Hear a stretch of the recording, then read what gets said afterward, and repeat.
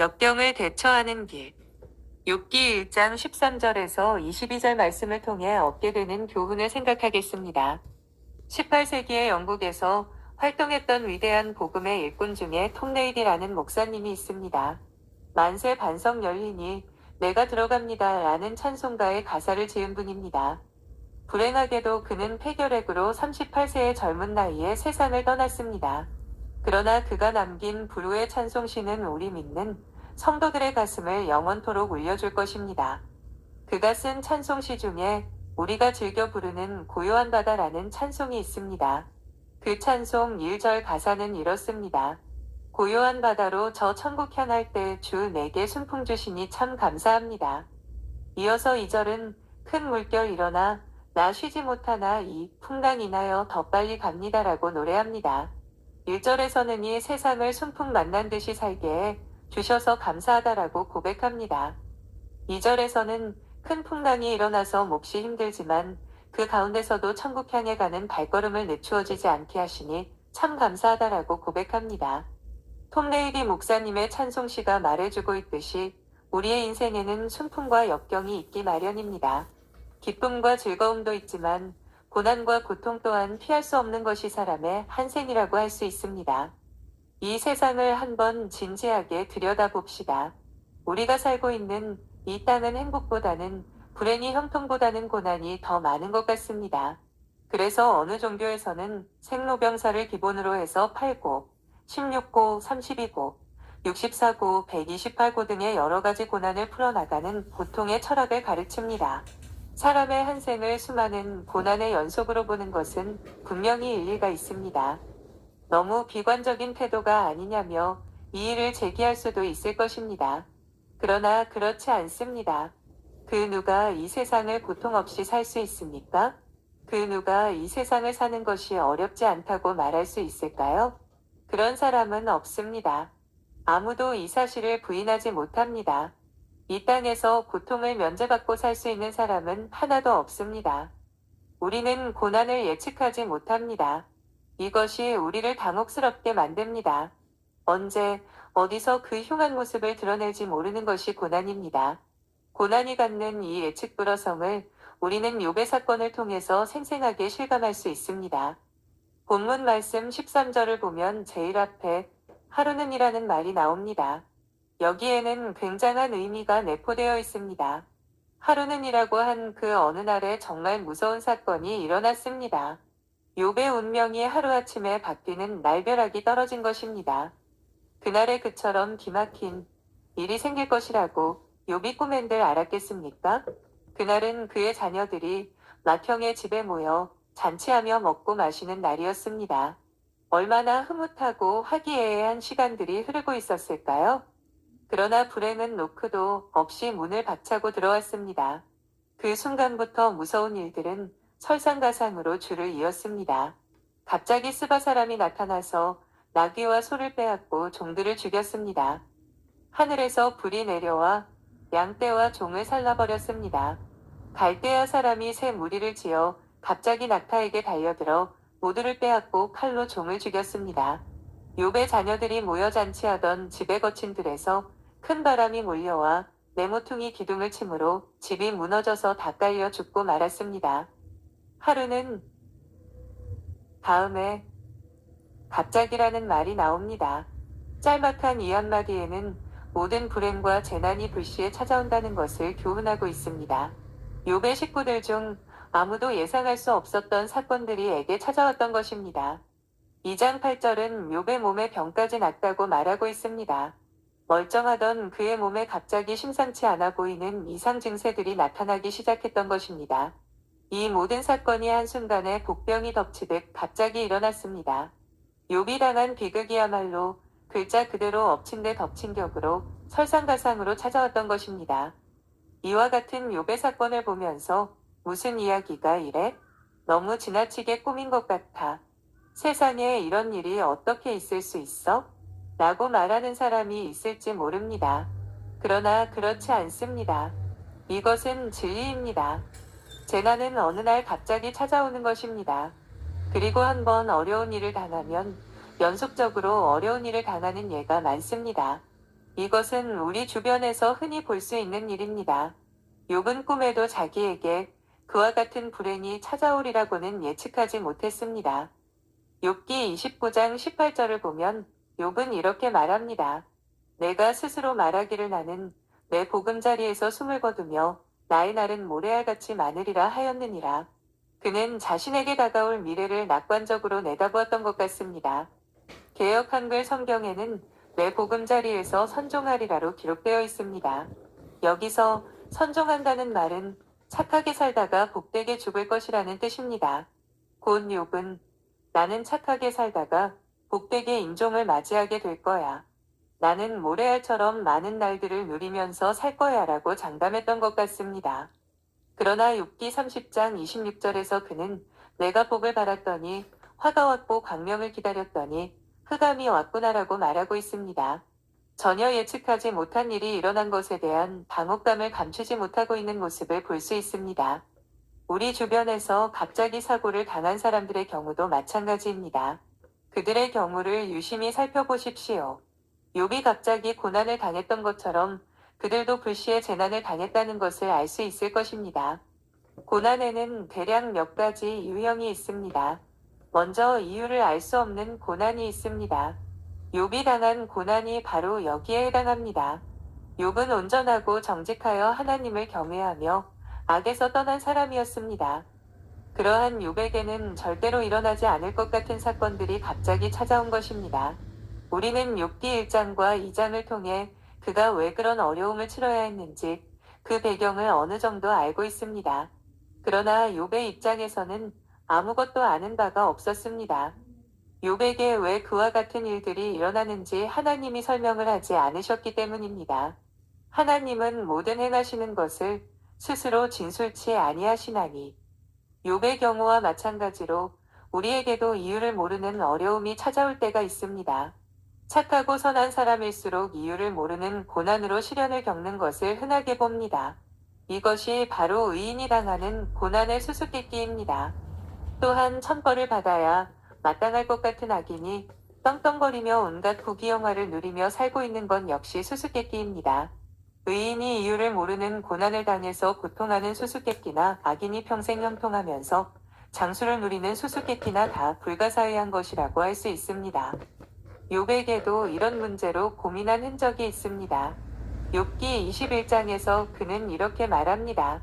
7절에서 13절입니다. 어찌하여 악인이 생존하고 장수하며 세력이 강하냐. 그들의 후손이 앞에서 그들과 함께 굳게 서고 자손이 그들의 목전에서 그러하구나. 그들의 집이 평안하여 두려움이 없고 하나님의 맺가 그들 위에 임하지 아니하며 그들의 수손은 새끼를 베고 그들의 암소는 낙태하는 일이 없이 새끼를 낳는구나. 그들은 아이들을 양떼같이 내보내고 그들의 자녀들은 춤추는구나. 그들은 소고와 수금으로 노래하고 피리 불어 즐기며 그들의 날을 행복하게 지내다가 잠깐 사이에 스올에 내려가느니라. 욥이 얼마나 답답했으면 이렇게 긴 탄식을 늘어놓았겠습니까? 이와 같이 우리에게도 이유를 모르는 고난이 있을 수 있습니다. 그 반대로 이유를 분명히 알 수 있는 고난이 있습니다. 죄를 범하여 스스로 끌어들이는 자업자득이라고 할 수 있는 고난이 바로 그것입니다. 또 자기 스스로 선택한 고난이 있습니다. 이것은 독특한 유형의 고난입니다. 일제시대나 6.25를 경험했던 믿음의 선배들 중에 이런 고난을 겪은 분들이 많습니다. 그들은 믿음을 지키기 위해 자진해서 십자가를 졌습니다. 이것은 의인들이 스스로 선택한 고통이라고 할 수 있습니다. 이처럼 고난의 유형이 어떤 것이든 한 가지 분명한 사실은 세상에서 고난을 면제받는 사람은 아무도 없다는 것입니다. 그러므로 우리는 욥의 사건을 통해서 고난을 극복할 수 있는 지혜를 배워야 합니다. 첫째로, 우리는 항상 고난을 대비하는 마음가짐을 가지고 있어야 합니다. 그러나 이 사실을 이야기하기 전에 우리가 먼저 주의해야 할 것이 있습니다. 그것은 잘못된 가르침을 경계해야 한다는 것입니다. 예수님을 믿기만 하면 평생 부와 건강이 보장된다는 것처럼 가르치는 사람들이 있습니다. 그것은 대단히 위험한 교훈입니다. 하나님께서 우리에게 부와 건강을 주시지 않는다는 말이 아닙니다. 예수님을 믿으면 병에도 걸리지 않고 무슨 일을 하든 만사형통할 수 있다고 가르치는 사람들의 말이 잘못되었다는 것입니다. 예수, 행복, 믿음, 건강이라는 이런 단순한 논리로 비약시키면 나중에는 아주 위험한 지경까지 이를 수 있습니다. 예를 들어, 예수님을 믿는다고 하면서 왜 병에 걸리나요? 무슨 죄를 지었든 크게 잘못되었으니 병이 들지, 믿음 생활 잘하는 사람을 주님이 병들게 하는 법은 없어요라고 하는 식으로 정죄해버립니다. 이와 같이 가르치는 사람들의 말에 현혹되지 마십시오. 만사 형통하기 위해서 예수님을 잘 믿어야 한다는 것은 사탄의 속삭임이라는 것을 알아야 합니다. 어떤 실패한 형제에게 찾아가서 당신이 이렇게 실패한 데에는 분명 이유가 있어요. 무슨 잘못을 범했는지 생각해 보십시오. 지은 죄를 솔직하게 고백해야 문제가 풀립니다라고 말했다고 가정해 봅시다. 어떤 결과가 나오겠습니까? 세상에 죄를 짓지 않고 사는 사람은 없습니다. 털면 다 먼지나게 되어 있는 것이 인간입니다. 아마도 이런 소리를 들은 그 사람은 영적으로 돌이킬 수 없는 곤경에 빠질 것입니다. 우리는 이런 잘못된 교훈을 경계해야 합니다. 예수님을 믿는 사람도 몹처럼 어려움을 당할 수 있습니다. 예수님을 잘 믿어도 병들 수 있고 재산이 날아갈 수 있으며 고통을 당할 수도 있고 모함을 당할 수도 있습니다. 그러므로 우리는 고난에 대비해야 합니다. 그래야 어떤 어려움을 당할 때 믿음까지 팔아먹는 어리석은 행동을 하지 않을 수 있습니다. 비행기를 타고 가는 사람처럼 가령 여기에 어떤 유능한 기장이 있다고 합시다.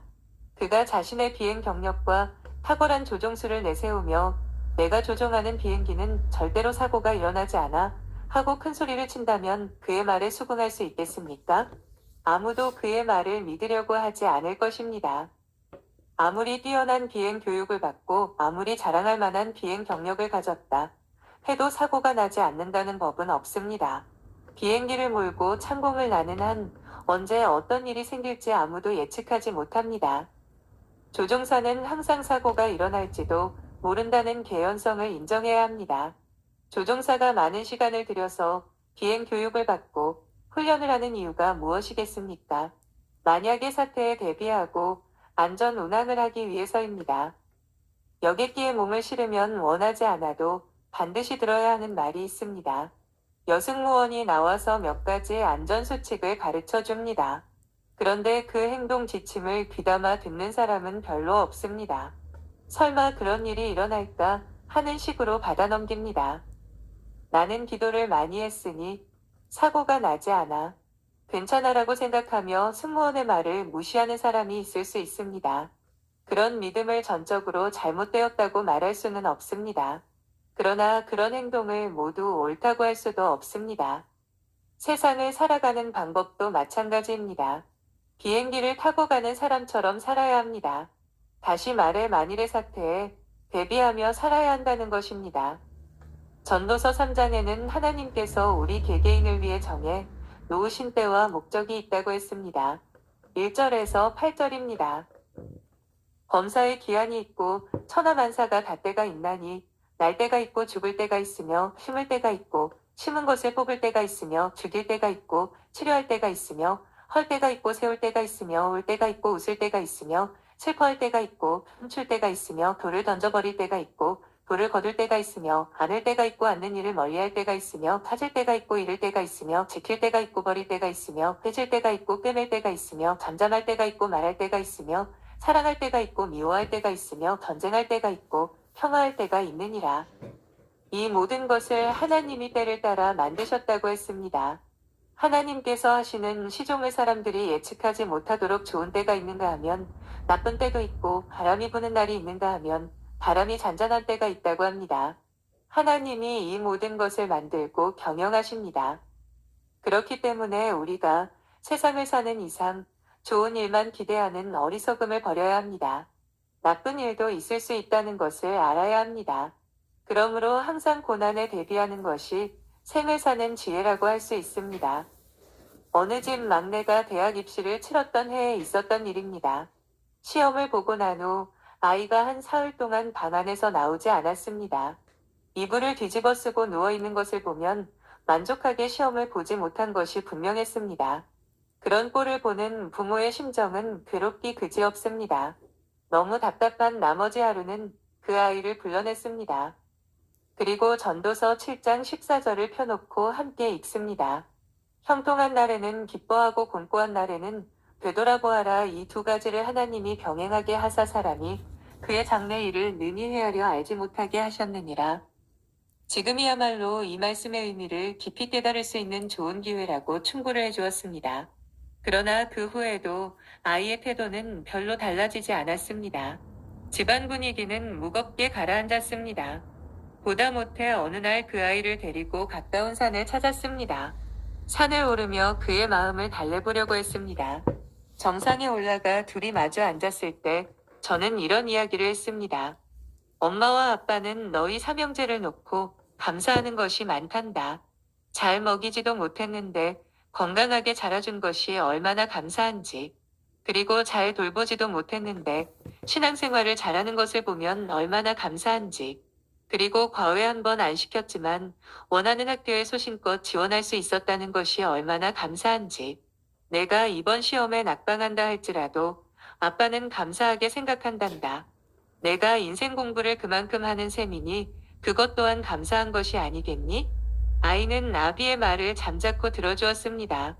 그리고 무슨 생각을 했는지 싱긋 웃어 보였습니다. 자녀가 대학 입시에 낙방해서 먹구름이 낀 가정이 적지 않습니다. 그러나 낙심하지 마십시오. 실패는 자녀에게 인생의 어두운 면을 가르칠 수 있는 좋은 기회가 됩니다. 우리 자녀들의 장래에 언제 어떤 어려움이 닥쳐올지 모릅니다.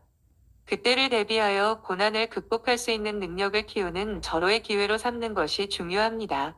이런 고난을 통해서 자녀들이 더 강하고 더 지혜로운 사람으로 성숙할 수 있습니다. 종종 유복한 가정에서 태어나서 평생 동안 고생이라는 것을 모르고 산 사람에게 고난이 닥쳐왔을 때 형편없이 무너지는 것을 봅니다. 전혀 실패를 모르고 살아온 사람이 40, 50대에 들어 어느 날 갑자기 몰아닥친 광풍을 만나면 맥을 못 추고 쓰러지는 것을 적지 않게 봅니다. 대비를 안 하고 살았기 때문입니다. 항상 망가지가 다 형통하리라고 믿었기 때문에 그런 것입니다. 그렇게 아니란 생각을 가진 사람이 갑자기 고난을 당하면 쓰러지고 맙니다. 그에게는 역경을 해칠 만한 힘이 없는 것입니다. 지금까지 머리가 좋아서 한 번도 실패하지 않은 것이 복이라고 할 수 있습니까? 평생 동안 고생은 모르고 자란 유복한 환경을 하나님이 주신 복이었다고 말할 수 있습니까? 아닙니다. 오히려 실패를 경험해 본 사람이 더 낫습니다. 어려움을 극복할 수 있는 힘을 키워 놓았기 때문에 그렇게 비참하게 꺾이지 않았습니다. 욥은 의로웠지만 고난을 당했습니다. 예수님도 이 세상에서는 고난을 당하셨습니다. 경건하게 살고자 하는 자는 핍박을 받는다고 했습니다. 예수님을 바르게 믿어도 우리에게 어려움이 닥칠 수 있습니다. 이유를 알건 모르건 간에 고난이 올 수 있습니다. 그러므로 우리는 대비해야 합니다. 비행기를 몰고 가는 기장처럼 불의의 재난에 대비해야 합니다. 비행기를 타고 가는 승객처럼 마음에 단단히 각오를 하고 인생을 살아야 합니다. 우리는 강한 자가 되어야 합니다. 욥의 사건을 통해서 배울 수 있는 고난을 극복하는 지혜, 두 번째는 고난을 예방할 수 있어야 한다, 입니다. 우리는 스스로 화를 끌어들이는 사람이 되어서는 안 됩니다. 이 세상에는 이유를 모르는 고난도 있지만 이유를 분명히 알 수 있는 고난도 있습니다. 이유를 알 수 있는 고난은 미리 예방할 수 있습니다. 하나님께서는 이 세상 도처에 험한 계곡이 많다는 것을 말씀을 통해서 가르쳐주고 계십니다. 하나님은 자기의 사랑하는 자녀들이 세상을 살면서 온갖 고생을 다하다가 만신창이가 되어서 생을 끝마치는 것을 원하지 않으십니다. 예레미야 29장 11절을 보십시오. 여호와의 말씀이니라 너희를 향한 나의 생각을 내가 안하니 평안이요 재앙이 아니니라 너희에게 미래와 희망을 주는 것이니라. 하나님은 우리가 형통함을 누리면서 살기를 원하십니다. 세상 사람들이 보기에 민망할 정도로 고생하며 사는 것을 원하지 않으십니다.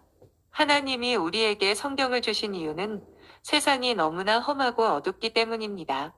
이 세상을 밝히는 등불로 사용하라고 성경을 주신 것입니다. 시편 119편 105절을 보십시오. 주의 말씀은 내 발의 등이요 내 길의 빛이니이다. 등불로 빛으로 사용하라고 성경을 주신 것입니다. 우리가 살고 있는 이 세상은 너무나 어둡습니다. 그래서 자칫 잘못하면 길을 잃고 헤매기 쉽습니다. 그렇게 되면 우리는 불행해질 수밖에 없습니다. 그런 어두움에서 벗어나라고 주님께서 우리에게 성경을 주신 것입니다. 성경을 펴보십시오. 거기에는 숱한 사람들의 이야기가 나옵니다. 그들의 삶을 통해서 하나님은 우리에게 가르치십니다. 어떻게 해서 불행을 겪게 되었는가를 적나라하게 설명하고 계십니다. 그리고 그 사람들을 통해서 세상을 이길 수 있는 지혜를 배우라고 말씀하십니다. 이를테면 롯이라고 하는 인물을 통해 성경은 하나님의 영광보다 자기의 영광을 더 앞세웠을 때의 불행한 결과에 관해 가르쳐 주십니다. 아울러 성경이 야곱에 대해 그렇게 많은 지면을 할애하며 우리에게 설명하는 것은 무엇일까요? 야곱처럼 임기응변으로 신실하지 못한 생활을 하면 불행해질 수 있다는 것입니다. 삼손의 이야기를 들려주는 까닭은 주색 잡기에 빠지면 불행한 최후를 맞게 된다는 것을 가르쳐 주기 위함입니다. 그러므로 성경을 자세히 보십시오. 똑같은 교훈을 수십 번 반복해서 가르치고 있습니다. 교만하지 말라는 말이 수없이 반복됩니다. 게으르지 말라고 자주 교훈합니다. 불의와 타협하여 재산을 모으지 말라고 강조합니다. 그것으로 인해 우리가 불행해질 수 있기 때문에 하나님이 그렇게 반복해서 가르치시는 것입니다. 불행을 예방하는 비결, 그것은 하나님의 말씀 앞으로 나가는 것입니다.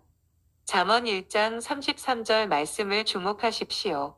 오직 내 말을 듣는 자는 평안히 살며 재앙에 두려움이 없이 안전하리라.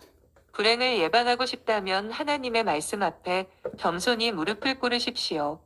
하나님의 말씀에 귀를 기울일 때 당신의 불행은 예방될 수 있습니다. 고난을 극복할 수 있는 지혜, 세 번째는 예수님만 바라보는 것입니다. 고난을 이기려면 예수님만 바라보는 사람이 되어야 합니다. 하늘의 시인이라고 불리는 송명희 자매는 외성마비의 몸으로 태어났습니다. 약하디 약한 몸을 가진 가냘픈 여성입니다. 정상적인 몸을 가지고도 살기 어려운 세상에서 얼마나 고된 삶을 살았겠습니까? 그런데 그가 예수님을 알고 나서 그분께 드리는 편지를 쓴 적이 있습니다. 그 편지의 서두는 고난의 선생님께 드리는 편지라는 말로 시작됩니다. 그는 예수님을 고난의 선생님으로 보았습니다. 옳은 말입니다. 예수님은 고난을 가장 많이 당하신 분입니다. 예수님이야말로 고난당하는 자의 심정을 가장 잘 이해하시는 분입니다. 예수님이야말로 고난당하는 자의 친구가 되십니다. 그녀가 고통을 안고 얼마나 몸부림쳤으면 예수님을 고난의 선생님이라고 불렀겠습니까? 그의 심정이 우리 가슴에 깊이 와서 닿는 것 같습니다. 그가 쓴 편지 중에 한 대목을 소개합니다. 선생님을 좇은 후에도 고난은 저를 떠나주지 않았고 오히려 고난이 많아져 고통스러움은 더해만 갔었는데 선생님이 제 옆에 계셔서 육신은 고달픔이 있으나 마음은 편안했고 감사함으로 고난의 코스를 잘 밟을 수 있었지요. 의심과 두려움이 있을 때는 두려워 말고 믿기만 하라. 슬프고 괴로울 때는 얘야, 나는 너를 그래도 사랑한단다. 선생님은 그렇게 수없이 말씀하시며 그 부드러운 손으로 안아주셨지요. 선생님의 사랑 속에서 저도 선생님을 사모하게 되었고 그 누구보다 선생님을 좋아하게 되었습니다.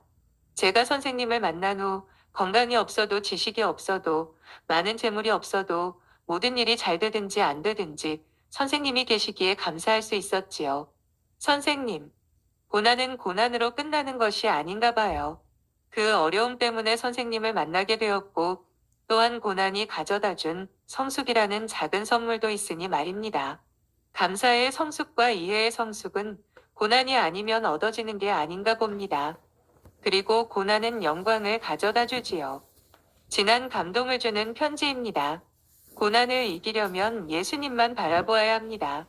예수님은 고난에 대해서 5가지 분명한 약속을 하십니다. 첫째로, 고난에서 우리를 보호해 주신다는 약속입니다. 시편 121편 말씀이 그 좋은 예입니다. 여호와께서 너를 실족하지 아니하게 하시며 너를 지키시는 이가 졸지 아니하시리로다. 여호와께서 너를 지켜 모든 환난을 면하게 하시며 또 내 영혼을 지키시리로다. 이처럼 주님은 우리가 당하는 모든 환난을 면하게 해 주시는 분입니다. 둘째로 고난을 당하게 되면 책임지고 보호하고 인도해 주시겠다는 약속입니다. 이사야 43장 2절이 말씀이 이를 증언합니다. 내가 물 가운데로 지날 때에 내가 너와 함께할 것이라. 강을 건널 때에 물이 너를 침몰하지 못할 것이며 내가 불 가운데로 지날 때에 타지도 아니할 것이요 불꽃이 너를 사르지도 못하리니. 여기에서 강을 건넌다, 물이 침몰한다, 불 가운데로 지나간다는 말은 모두 고난을 뜻하는 말입니다. 주님은 우리가 고난을 당할 때에 우리와 함께 하시고 우리를 보호해 주시며 인도해 주십니다. 셋째로, 고난 중에 감당할 힘을 주시고 피할 길도 열어주시겠다는 약속입니다. 사람이 감당할 시험 밖에는 너희가 당한 것이 없나니 오직 하나님은 믿고사 너희가 감당하지 못할 시험당함을 허락하지 아니하시고 시험당할 즈음에 또한 피할 길을 내사 너희로 능히 감당하게 하시느니라. 하나님은 우리가 당하는 고난에 피할 길을 열어주십니다. 또 고난 속에서도 능히 그 무거운 십자가를 지고 갈 힘을 주신다고 약속하셨습니다. 넷째로, 슬픔이 변하여 기쁨이 되게 하시겠다는 약속입니다. 주께서 나의 슬픔이 변하여 내게 춤이 되게 하시며 나의 베옷을 벗기고 기쁨으로 띠띠우셨나이다. 하나님께서 욥의 슬픔이 변하여 기쁨이 되게 하셨습니다. 그의 슬픔을 거두어 가시고 다시 기쁨을 회복시켜 주셨습니다. 하나님은 자비로우신 분입니다. 어떤 고난 가운데서도 우리를 내버려 두지 않고 돌보아 주십니다. 다섯째로, 현재의 고난에 대한 충분한 보상을 하신다는 약속입니다. 로마서 8장 18절에서 생각하건대 현재의 고난은 장차 우리에게 나타날 영광과 비교할 수 없도다라고 말씀하십니다. 세상에서 당하는 고난에 대해 나중에는 넘치도록 위로하시고 넘치도록 보상하시고 넘치도록 복을 주시겠다고 하는 말씀입니다. 이와 같은 약속을 주신 우리 주님을 바라보아야 합니다. 이 약속을 믿음으로 굳게 붙드는 사람은 어떤 어려운 상황을 만나도 이길 수 있습니다. 그 믿음은 병들지 않습니다. 그에게는 분명히 세상 사람이 모르는 능력이 나타나게 됩니다. 욥이 바로 그런 사람이었습니다. 본문 20절을 보면 욥은 기막힌 비극의 소식을 전해 듣자마자 겉옷을 찢고 머리털을 밀고 땅에 엎드려 하나님을 예배했습니다. 그리고 이렇게 고백했습니다. 내가 모태에서 알몸으로 나와 싸운즉 또한 알몸이 그리로 돌아가올지라. 주신 이도 여호와시오 거두신 이도 여호와시오니 여호와의 이름이 찬송을 받으실지니이다. 이 말씀의 깊은 뜻이 무엇입니까? 하나님은 나에게 모든 것을 주셨습니다. 그러므로 그것을 빼앗아 가실 수도 있습니다. 무엇을 주시든지 빼앗아 가시든지 상관없습니다. 오직 하나님만 영광 받으시기를 바랍니다. 입니다. 욥은 이런 마음 자세를 가지고 범죄하지 않고 하나님을 향하여 원망하지 않았습니다. 그럼에도 불구하고 갑자기 그의 몸에 병이 찾아왔습니다. 그의 아내가 얼마나 답답했으면 남편에게 하나님을 욕하고 죽으라고 했겠습니까? 그러나 욥은 이렇게 말했습니다. 그대의 말이 한 어리석은 여자의 말 같도다. 우리가 하나님께 복을 받았은즉 화도 받지 아니하겠느냐. 그는 어떤 경우에라도 하나님을 원망하지 않았습니다. 욥이 이런 사람이 될 수 있었던 것은 주님만 바라보았기 때문입니다. 그에게 한순간에 고난이 밀어닥쳤습니다. 자기가 누리고 즐기던 모든 것이 한순간에 날아갔습니다. 재산도 자녀도 다 사라졌습니다. 그러나 모든 것이 다 떠나도 하나님은 남아 계셨습니다. 결국 하나님만이 그의 전부가 되었던 것입니다. 하나님은 자비로우신 분이요, 능력이 많은 분이십니다. 욥은 오직 하나님 한 분만 믿음으로 바라보았습니다. 이런 욥의 모습을 보면서 다음과 같은 시조가 생각났습니다. 백설이 만검고날째 동야청청하리라. 무슨 일을 만나도 절개를 지키겠다는 지조 있는 신하의 정신이 잘 나타나 있는 시구입니다. 욥하고는 전혀 상관없는 시조이지만 이것을 인용하는 까닭은 그의 형편과 마음가짐을 빗대어 표현하고 싶어서입니다. 욥은 고난이 만건곤했지만 동야청청했습니다. 그럴 수 있었던 것은 그가 하나님만 바라보았기 때문입니다. 눈물과 탄식이 나를 억누를지라도 나는 오직 믿음으로 주님만 바라보겠습니다. 이것이 욥과 같은 신앙인의 자세입니다. 이런 사람을 하나님이 도우십니다. 그에게 복을 주십니다. 슬픔이 변하여 기쁨이 되게 하십니다. 우리 모두 하나님 앞에서 이렇게 성숙한 신자로 살아가기를 바랍니다. 하나님께서 도와주시고 복을 누리는 우리 모두가 되기를 간구합니다. 아멘.